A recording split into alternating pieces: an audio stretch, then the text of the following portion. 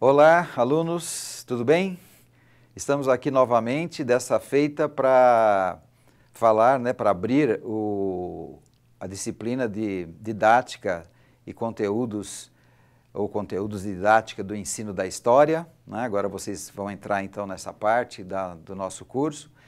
E hoje, para falar sobre isso e para conduzir essa disciplina, nós temos aqui a professora Tereza Malatian, que é uma professora da nossa Unesp, ligada ao campus de Franca, e que tem trabalhado ao longo da sua carreira, do seu desenvolvimento como professora e como pesquisadora, na área de ensino de história também, não só na área de pesquisa de história, como na área de ensino de história. Então, professora Tereza, tudo bem? Tudo bem, professor Edson. Que bom. E você, tudo bem? Que bom ter você aqui, A professora Tereza é minha colega, sempre a gente trabalha em muitos projetos, então fico muito feliz que ela esteja de novo com a gente aqui. Então, professora, por favor, pode dar as primeiras saudações para os nossos alunos. Obrigada, professor Edson. É um prazer meu de estar aqui novamente, trabalhando com essa nova realidade, que para nós é uma nova realidade, que é o trabalho de formação de professores junto à rede municipal de São Paulo, Especialmente os professores que trabalham nos CELS e mesmo temos também alunos que são vinculados à rede estadual e até alguns que não são vinculados à rede nenhuma. Com esta disciplina, iniciamos aqui a parte de formação específica para o ensino de história. Então, bem-vindos nossos alunos para a D18, bem-vindos à D18, e eu espero que nós possamos contribuir com esses conteúdos, com o caderno, o livro, com as exposições, etc., para a sua formação. Queria que você falasse um pouco, Tereza, como você vê a importância da história, ou da disciplina história, ou da formação em história, para esses professores que estão se preparando, alguns deles já trabalham, inclusive, com as crianças do ensino fundamental, às vezes até com crianças que estão na escola mesmo antes do ensino fundamental, mas principalmente agora que nós temos esse período de preparar os nossos estudantes para o ensino fundamental, ou no ciclo inicial do ensino fundamental. Como você vê isso, Tereza, a preparação de estudar história nesse ciclo? Bom, vou falar primeiro sobre o professor, que é a nossa preocupação maior. Nós temos 120 horas-aula e essas 120 horas-aula devem ser suficientes para formar alguém que não fez uma licenciatura, uma graduação em História, mas formar essa pessoa que já tem uma experiência didática e habilitá-la a trabalhar com o ensino de História. Então, é um desafio muito grande, porque aquilo que os alunos da graduação percorrem em 4 anos, ou 3, conforme o caso, vocês percorrerão em 120 horas. Então, também não se pretende formar aqui um historiador, mas alguém que domine certos conteúdos. Então, este material todo e toda esta disciplina D18 foi pensada dessa maneira, preparar os nossos alunos da Univesp para que eles deem conta de trabalhar com essa disciplina. Então, o norte dessa disciplina, como é que nós pensamos a disciplina, depois falaremos sobre o material, mas agora é dizer que o objetivo maior é dar ou trabalhar uma educação histórica. O que vem a ser isso? É desenvolver habilidades, competências que sejam necessárias e talvez suficientes para que vocês possam, então, com desembaraço, se desincumbir da educação histórica de seus alunos. E isso é um desafio porque muitos de vocês só estudaram História quando foram alunos do ensino fundamental ou do ensino médio. Portanto, não tem uma formação específica, mas isso não é um privilégio nosso. Isso acontece também com a geografia, com ciências, com todas as outras disciplinas, onde o pedagogo, em geral, só teve contato quando era estudante, até o ensino médio, e naquele nível de formação. Então, nós temos que sair um pouco desse ponto inicial, e para isso muito serve aquela atividade que se chama memória do professor, que vocês vão desenvolver depois, de como vocês veem o ensino de história hoje, como vocês se formaram tendo o ensino de história. Então, esse patamar é o ponto de partida para que a gente possa avançar. E avançar, então, em qual direção? Primeiro, entendendo que a história é uma construção. Então, história como construção significa que eu não posso encarar o livro didático como um livro tipo uma Bíblia ou tipo um texto inquestionável. O livro didático é um apoio, só que para muitos é o único material disponível. Nunca tem acesso a outros materiais, a não ser agora pela internet, que já é um avanço, mas também pode ser um retrocesso, dependendo de como a gente considere. Porque nem sempre consultar a internet significa fazer pesquisa, muitas vezes é fazer consulta. E aqui eu faço uma distinção entre pesquisa e consulta, né? Então, essa é a primeira preocupação, fazer uma formação enquanto historiador, num tempo reduzido, com objetivos reduzidos, mas que dê um sustentáculo para a prática docente que virá. Outro ponto de partida é a conexão entre o tempo vivido e o tempo relatado, ou seja, o tempo que nós vivemos hoje é o ponto de partida para as questões que colocamos para o passado e buscamos nele respostas. Isso quer dizer que a história está sempre referida ao presente, embora não pareça isso. E muito menos parece quando nós pensamos na história como um bloco de conhecimentos únicos, universais, que seriam um estoque de conhecimento que todos deveriam adquirir. Então, esse estoque de conhecimento, ele pode ser útil para quem vai fazer vestibular, mas ele não traduz necessariamente as indagações do presente. O presente vive colocando questões. Então, por exemplo, hoje, as questões de gênero nos preocupam muito e nos levam a pesquisar na história como essas questões têm sido tratadas. As questões de inclusão de africanos e afrodescendentes na sociedade brasileira, idem. As questões atuais nos levam a pensar como essa questão vem sendo uma realidade no Brasil desde praticamente 1500. Então, eu sigo na minha metodologia uma direção que é o presente pergunta para o passado e para pensar, não que dá para prever o futuro, porque o futuro é imprevisível, não existe, do meu ponto de vista, uma lei que comande a história, mas nós podemos prever ações para esse futuro, ao menos procurar fazer dele um mundo melhor.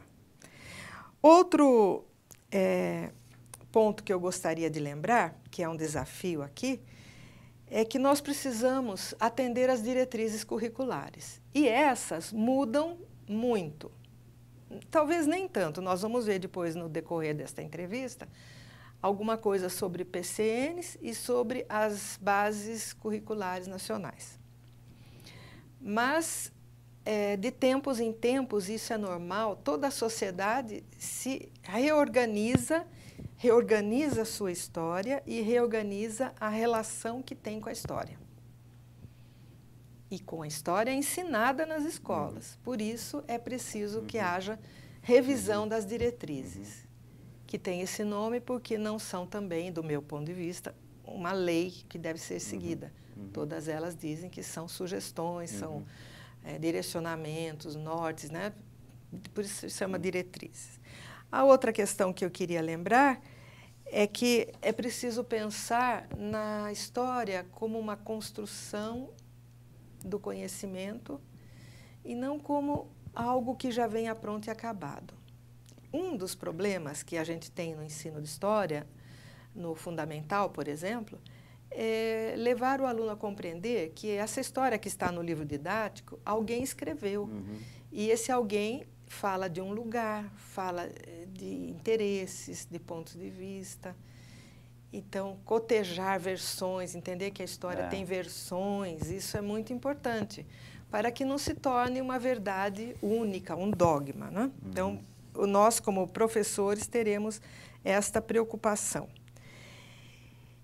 E tudo isso está baseado na aquisição, que não é bem uma aquisição, acho que é melhor falar no reforço do pensamento crítico. Nós só podemos entender a história, e mais do que nunca, nos tempos que correm, se nós adquirirmos o pensamento crítico. Esse pensamento crítico, porque a todo dia somos bombardeados com informações falsas, somos bombardeados com notícias de todo tipo, e nós temos que nos situar diante dessa enxurrada, né, que está aí. Então é isso, não sei se o professor gostaria de perguntar ainda alguma coisa. Então, nesse sentido, como você já foi falando, né, sobre essa narrativa da história para apresentar para os nossos estudantes, né, como prepará-los para essa função e essa missão, enfim, né, esse exercício deles como professores, de certa forma você já deu uma visão de como esse material está organizado, né? E é mais ou menos isso, Teresa? Como é que o material está posto e quais serão também os tipos, assim, de modo geral, os tipos de atividades que se organizou para essa disciplina? Obrigada, professor. Então, o caderno, o livro, eu sempre tendo a falar caderno, porque antigamente se falava caderno, eu ainda não me reciclei. Um dia eu chego lá. Mas ele tem o formato de um livro, não tem nada de caderno. É o seguinte, existem alguns textos metodológicos que vão trabalhar com o conhecimento histórico, as diversas interpretações da construção do conhecimento histórico, e aqui eu retomo a história como construção. Então, os historiadores costumam pensar como se produz o conhecimento histórico. Isso pertence ao domínio da historiografia, que é o estudo da escrita da história. Então, nós tivemos, só para citar um exemplo, a historiografia dos Annales, que é uma historiografia francesa e que teve muita influência no Brasil. Tem até hoje. A historiografia marxista, tanto a ortodoxa quanto a heterodoxa, e outras correntes interpretativas. Então, o primeiro texto é voltado para isso. Depois nós temos um texto específico sobre o tempo histórico, porque o tempo histórico é fundamental na atual base curricular vigente. O tratamento do tempo histórico, não é? O que significa o tempo histórico, e o título é Quanto Tempo o Tempo Tem, né? Que não se confunde com o tempo cronológico, porque o tempo cronológico é aquele do relógio, né? Das horas, minutos, segundos, dias, meses e anos, baseados no movimento da Terra em torno do Sol, né, do calendário solar, também da Lua, semanas, a divisão do dia em 24 horas, as estações do ano. Isso é o tempo cronológico e pode ser também até entendido como um tempo geográfico. Mas na história, esse não é o tempo histórico. O tempo histórico é aquele que vai trabalhar permanências e mudanças, porque na sociedade não existe transformação absoluta, total, principalmente de um dia para outro. As transformações requerem um tempo, mesmo que decorra de uma penada do governante, até que chegue, né, lá na base, demora um tanto. Então, as transformações, quanto mais estruturais, mais elas demoram. Então, nós temos o tempo da permanência e o tempo da transformação. Mas o tempo histórico tem a simultaneidade. O que nós estamos fazendo aqui hoje é simultâneo ao que acontece na China, ao que acontece na Síria, no Líbano, na África. Então, existe uma simultaneidade de tempos que não significa repetição de experiências. As experiências são as mais diversas possíveis, né?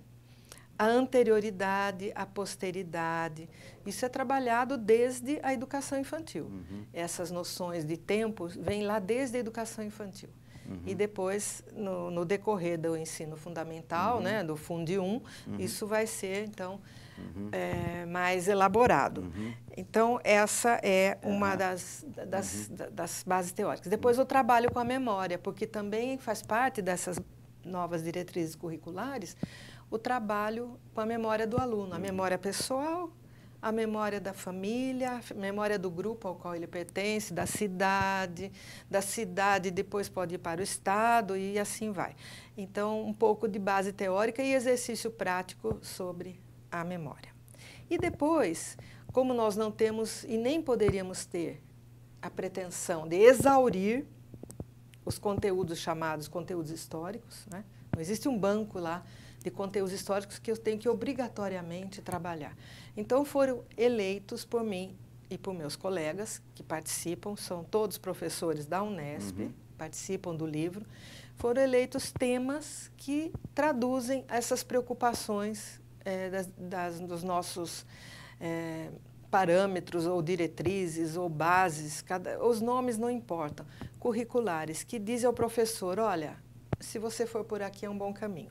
Mas vejam bem que não se trata, e aqui eu tenho sempre essa postura, de um currículo oficial, como havia antigamente, né, muito antigamente, né, na época do Império, mesmo da República, um currículo oficial de ensino de história. Era obrigatório seguir aqueles passos. Hoje, há uma necessidade de adaptação às realidades municipal primeiro, que é o caso nosso, que muito nos diz respeito, e mesmo pensarmos em município de São Paulo, do tamanho que é, né? Cada região é uma realidade, né? É um mundo, né? É um mundo. E depois ao Estado e assim por diante. Então, o princípio que está ali nesse livro é permitir que a gente desenvolva algumas experiências cujas bases metodológicas e teóricas já foram dadas antes, mas voltadas concretamente para atividades com música, com o meio ambiente, por exemplo, né? A abordagem do livro didático, que é uma coisa muito importante, é uma atividade que o professor necessariamente deveria fazer, mesmo porque ele tem que escolher, né? Há uma escolha do livro didático. O que é que vai nortear essa escolha? Né? Então, são várias atividades, ensino da ferrovia, mananciais, e depois também um texto sobre o negro e o afrodescendente, sobre o índio, professores também da Unesp que escreveram. E se eu esqueci alguns, colegas me perdoam, mas acho que temos aqui a base. Né? Então, Tereza, a propósito daquela observação que você fez sobre as mudanças curriculares, né? Então, como você mesma disse, a sociedade sempre se reatualiza e ela coloca sempre novas bases de orientações para os currículos, né? E agora nós temos, então, o que está aí imperando agora são as bases nacionais curriculares, né? O que você acha dessas bases? Ou então, melhor, como essas bases nacionais curriculares estão colocadas para o ensino de história? Perfeitamente, professor Edson. Essas bases foram sancionadas em 2017, portanto, ainda é muito recente para, primeiramente, nós avaliarmos o resultado da sua implementação. Segundo o Plano Nacional de Educação, elas devem ser implementadas localmente, regionalmente, até 2020. Então, nós estamos ainda com, digamos, 2 anos para que sejam feitas as adaptações. Né? Então, essa nova diretriz é uma forma de encarar o ensino de história. Porque eu vou falar só do ensino de história, né? Acho que não convém entrar nas outras searas, né? Mas ela tem como antecessor os parâmetros curriculares. Então, eu já vou falando um pouco mesclando, porque acho que fica mais fácil. Os parâmetros são de 97. E o que foi estabelecido para ensino de história ali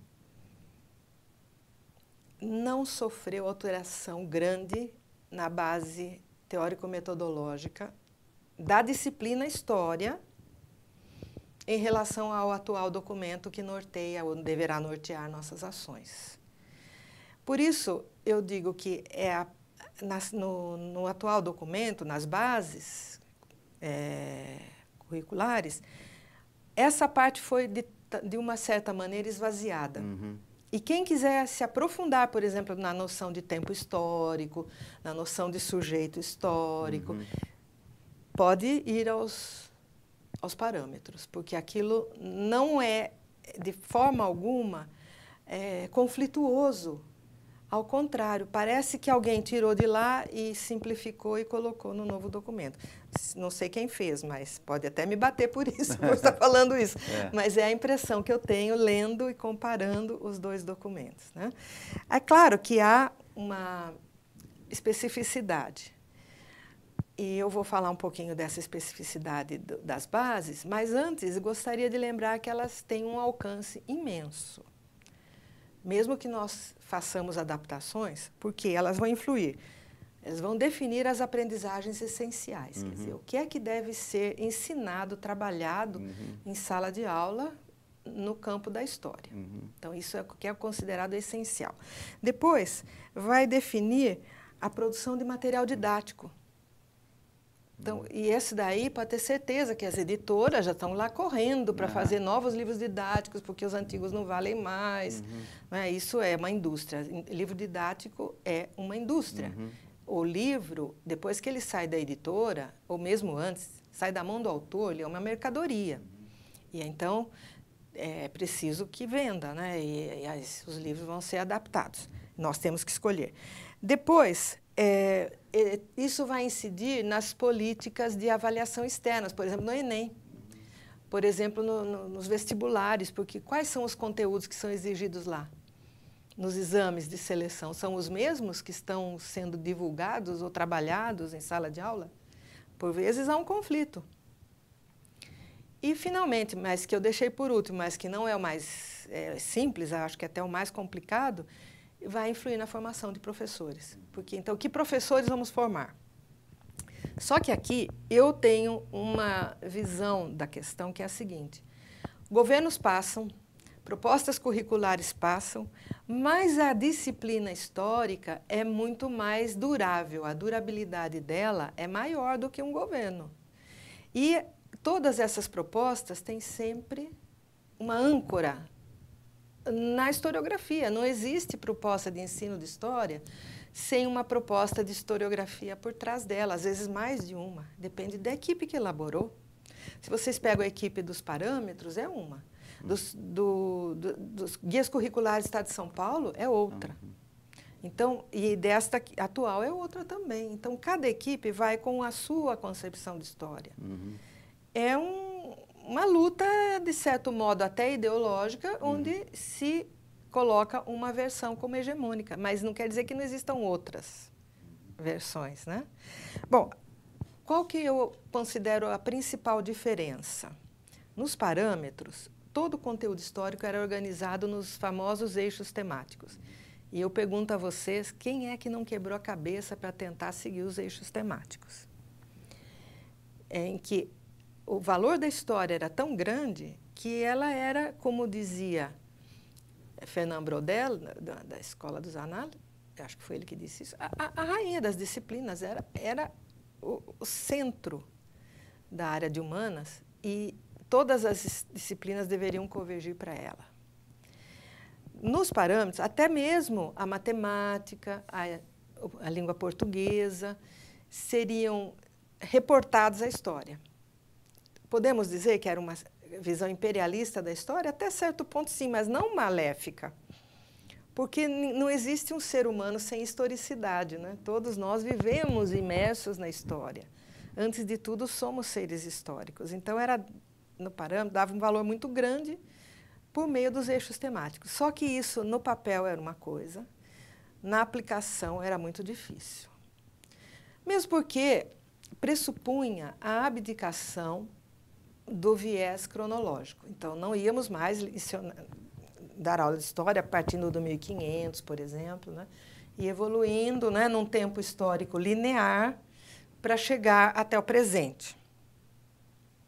Embora o ponto de partida colocado sempre fosse o presente, mas colocava-se uma questão, e aqui a história como problema, uma questão que também é da linha dos análises. Vamos responder essa questão remontando Adão e Eva, por exemplo, né? Mas sempre numa resposta de causalidade evolucionista ou linear, etc. Nem toda a proposta curricular levava a essa visão evolutiva, mas nos parâmetros, especialmente, os eixos temáticos abdicavam disso. Aí a reação da sociedade, dos professores de história, foi mais como meu filho, meu aluno, não aprende Inconfidência Mineira, não aprende Proclamação da República, geralmente história política. Esses itens tradicionais, né, foram, de certo modo, menos valorizado. E também se podia começar a história por qualquer ponto da linha do tempo. Posso começar em ontem, posso começar em 1500, posso começar em 1888. Então, a ausência de uma obrigatoriedade de seguir o ensino na sequência cronológica. Isso provocou reação muito grande, mas continuou existindo, porque também eu, durante muito tempo, convivi com professores e muitos deles diziam, eu fecho a porta da minha sala e dentro da sala eu dou a minha aula, não quero nem saber de parâmetro, de eixo temático, não é? Tem muito disso, que é uma resistência do professor, que é uma resistência passiva, ou às vezes é ativa, criando às vezes conflito dentro da escola, com o coordenador pedagógico e tal. Mas então, nem sempre foi possível a aplicação total disso. Na atual base curricular, o que nós temos é o abandono do eixo temático.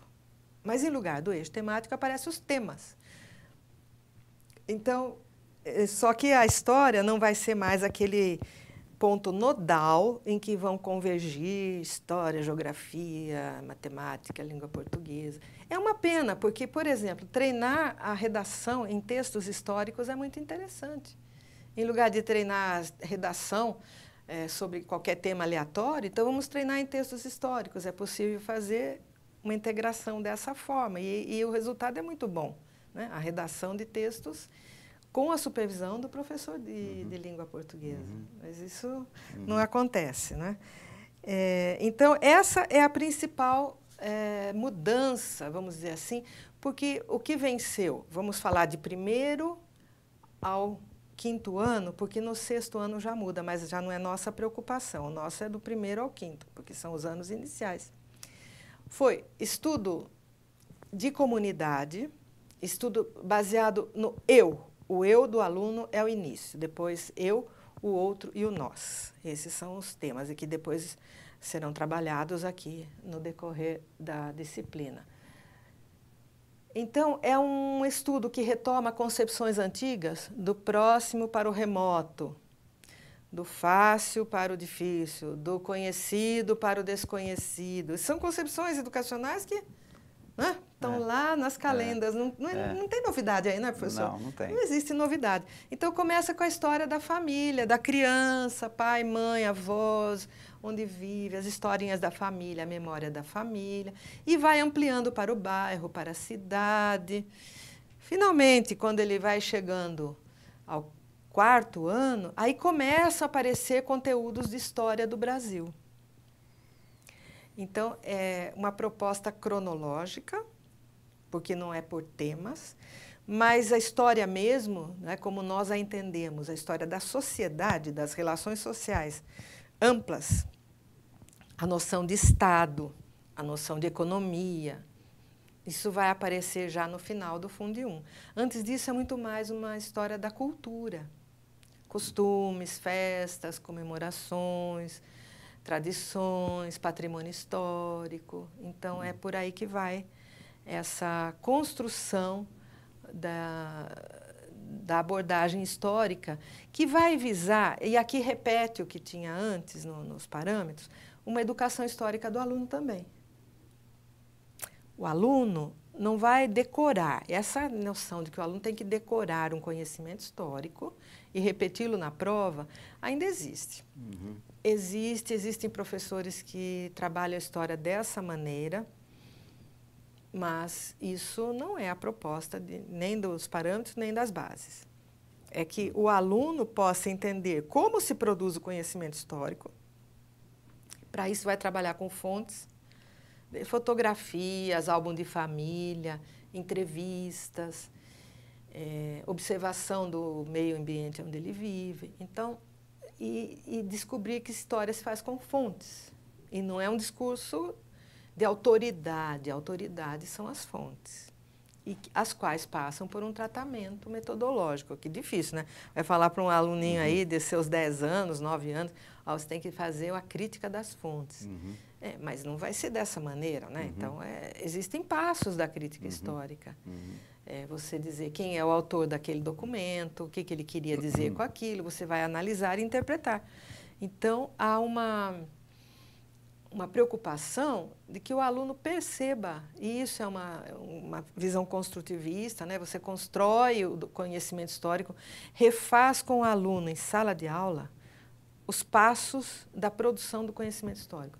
Podemos dizer que a intenção seria formar dele um historiador em miniatura? Talvez.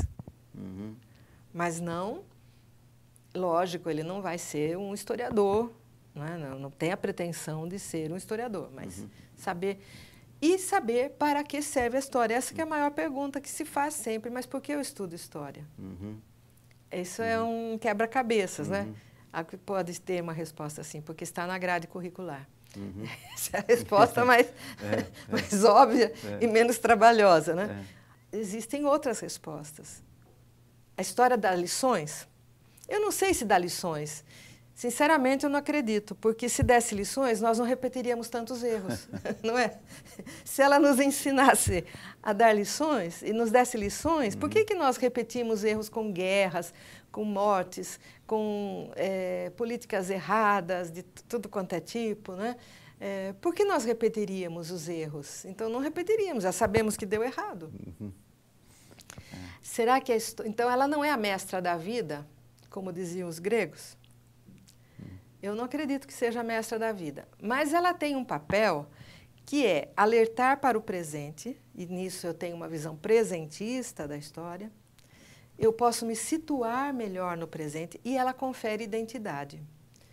Na medida em que ela é uma construção, isso é um perigo, porque a gente sabe que existem países onde a história é ensinada numa versão oficial e única, que não é o caso do Brasil.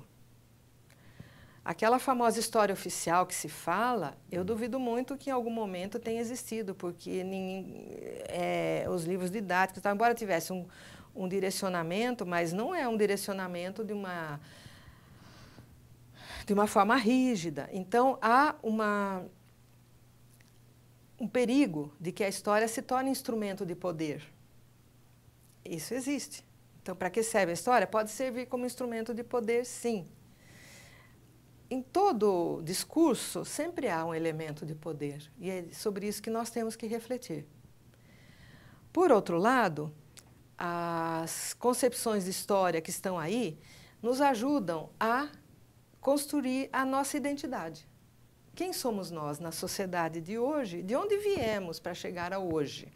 O pai foi imigrante, o pai era o avô, bisavô, sei lá, tataravô, foi escravo, era índio.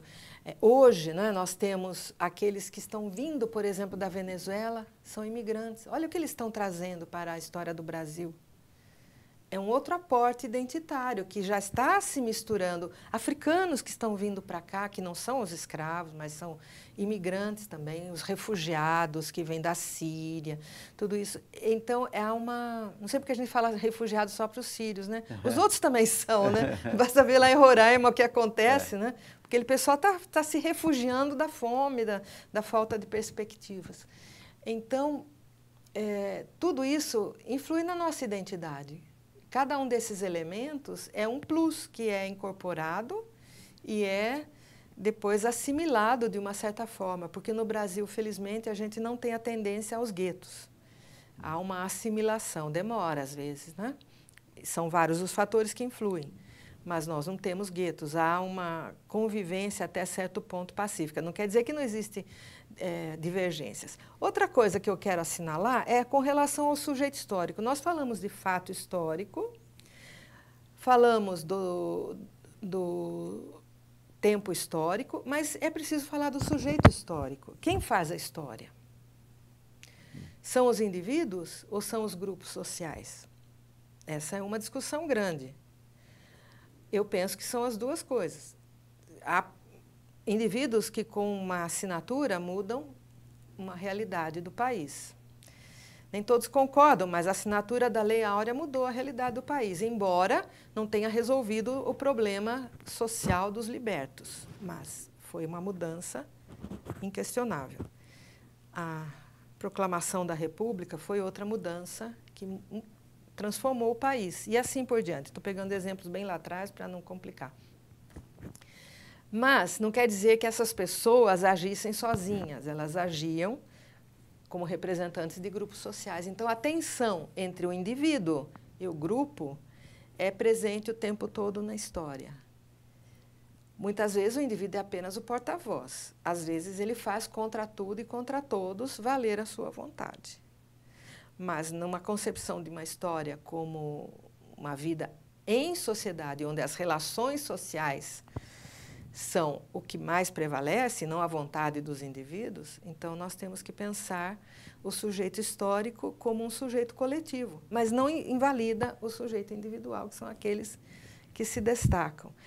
Tanto numa base curricular quanto nos parâmetros, há esse reconhecimento. Nos dois se fala em relações de produção. Nos parâmetros se fala em modo de produção da vida em sociedade, que é um conceito mais marxista. Na base curricular, nos fala em modo de produção, fala em maneira de produção, então, modos de viver. São formas de tratar aquilo que é a mesma coisa, que é o homem em sociedade, a mulher também, né? Em sociedade, produz a sua subsistência. E isso é a produção da história. Agora, se é o econômico que vai ser o determinante, ou vai ser o político, ou vai ser o cultural, essa é uma outra questão de interpretação. Mas as bases curriculares escorregam aí, deixam livre para que cada um decida o que é que conduz a história. A economia, a política, é a cultura, é a religião, são as relações sociais. Então, eu acho que, nesse sentido, as bases, para voltar nas bases, estão deixando um espaço para que cada um siga aquilo que quiser. Mas tem um ponto que eu acho que é fundamental, e está nas duas propostas, que é um direcionamento democrático da educação. Democrático, que está escrito lá no papel, a gente pode discordar, não foi aplicado assim, mas está escrito lá. É a formação da cidadania para a convivência numa sociedade democrática. Os dois documentos propõem a mesma coisa. E o segundo, que são as bases, propõe mais além, que eu acho que é uma decorrência do momento que vivemos, que é a valorização da ética na vida social. Então, isso não aparecia com tanta clareza nos parâmetros, e agora aparece como uma diretriz da formação do aluno, a formação ética por meio da história. E aí as coisas começam a ficar bem complicadas, né? E as bases vão trabalhar conteúdos, competências e habilidades, quando nós sabemos, desde Vygotsky, que nos pode aprender conteúdos sem que isso se traduza em habilidades, competências, atividades. E eu não vou ficar entrando na seara do Vygotsky, que não é a minha, né? Então, não sei se tem mais alguma pergunta, professor. Eu acho que nessa explanação toda que você fez, abordando essas transformações curriculares, você percorreu aí todas a formação histórica, o que é a história, quais são os pontos, às vezes, de conflito no ensino da história, né, no entendimento da história. E acho que, de certa forma, o caderno ou o livro, ele contempla tudo isso, né, Tereza? Sim. E as próprias atividades também, Também. elas vão de encontro, elas vão encontrar esse tipo de perspectiva também, Sim. né? Então agora deixo para você se despedir do pessoal, então, né? Está bem, eu agradeço muito a oportunidade de vir aqui divulgar o trabalho, que não é só meu, mas é dos colegas, né? Nossos colegas da Unesp, muitos deles já aposentados, como eu também me aposentei, mas é uma cachaça, né? Eu não consigo largar a sala de aula e me realizo muito, gosto muito de tudo isso. E eu espero que vocês tenham, então, um bom proveito com a D18. No fórum vai haver, está programado 4 questões. Dessas questões vocês escolherão 3 para trabalhar, né? Que eu pensei em fazer para evitar que, quando é uma questão única ou são 2, eu como OT, às vezes tenho até um cansaço, porque há uma repetição muito grande das respostas. Então, diversificando, eu acho que vai até diversificar as respostas também e abre campo para que vocês sejam mais criativos. Me coloco à disposição por meio dos próprios fóruns ou do Fale com o Autor. Qualquer dúvida que tenham, podem discordar também, se encontrarem divergências, nós estamos abertos ao diálogo. E bons estudos. Muito obrigado, então, Tereza. Esperamos que vocês tenham um bom proveito, né, um bom desenvolvimento nessa disciplina, né, e que vocês completem o semestre de maneira muito agradável, então, para nós ganharmos um pouco de tempo de descanso para depois retomarmos no segundo semestre, tá? Então, um abraço a todos. Obrigado.